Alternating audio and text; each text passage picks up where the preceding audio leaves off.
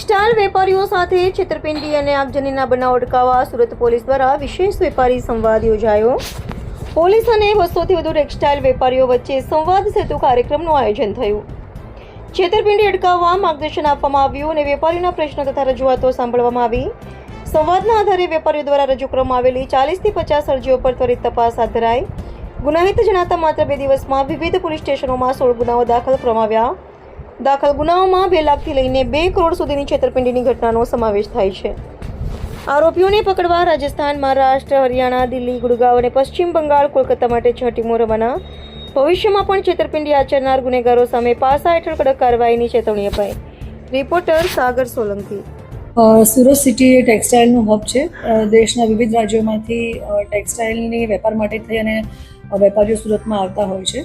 સુરતના વેપારીઓ સાથે જે પ્રકારે ચીટિંગ થઈ રહ્યું છે એવી વાત જ્યારે ધ્યાનમાં આવી પોલીસને, ત્યારે Surat city police commissioner Shri Anupamsinh Gehlot સાહેબ અને સેક્ટર 1 શ્રી બલરામ મીના સરની સૂચનાથી એમની જ અધ્યક્ષતામાં એક સંવાદ સેતુનું આયોજન કરવામાં આવ્યું હતું 2 દિવસ પહેલાં, જેમાં સેક્ટર 1માં જે ટેક્સટાઇલના મેઇન માર્કેટ છે, જેમાં સલાબતપુરા, ઉધના, ગોડાદરા, સારોલી અને ઝોન 1ના કતારગામ અને વરાછા પોલીસ સ્ટેશન વિસ્તારના જેટલા પણ ટેક્સટાઇલના માર્કેટો છે અને વેપારીઓ છે, એમની સાથે અરાઉન્ડ 200 જેટલા વેપારીઓ સાથે એક સંવાદ સેતુનું આયોજન કરવામાં આવેલું હતું.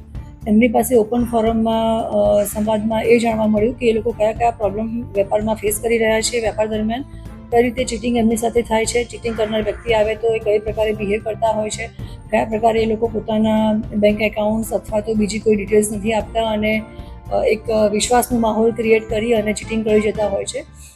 આ બધી વસ્તુઓને ધ્યાનમાં લઈ અને એમની પાસે જે લોકો અમારી પાસે રજૂઆત કરી એના આધારે અમારી પાસે 45થી 50 જેટલી અરજીઓ પણ આવી છે, જેમાં 2 દિવસ દરમિયાન અમે 16 જેટલા ગુના ચીટિંગના દાખલ થયા છે, જેમાં 2.5 લાખથી લઈ 25 લાખ, 50 લાખ, 60 લાખ અને 1 કરોડ, 2 કરોડ સુધીના પણ ફ્રોડની કિસ્સા અમારી સામે આવ્યા છે અને પુરાવાના આધારે અમે 16 જેટલી ફરિયાદ પણ ચીટિંગની દાખલ થયેલી છે, જેમાં 6 જેટલા અલગ અલગ સ્ટેટમાં અમારી પોલીસની ટીમ રવાના થઈ છે આરોપીઓને પકડવા માટે, જેમાં મેઇન છે રાજસ્થાન, મહારાષ્ટ્ર, હરિયાણા, દિલ્હી, ગુડગાંવ, વેસ્ટ બેંગલ, કલકત્તા ખાતે અત્યારે અમારી ટીમ ગયેલી છે.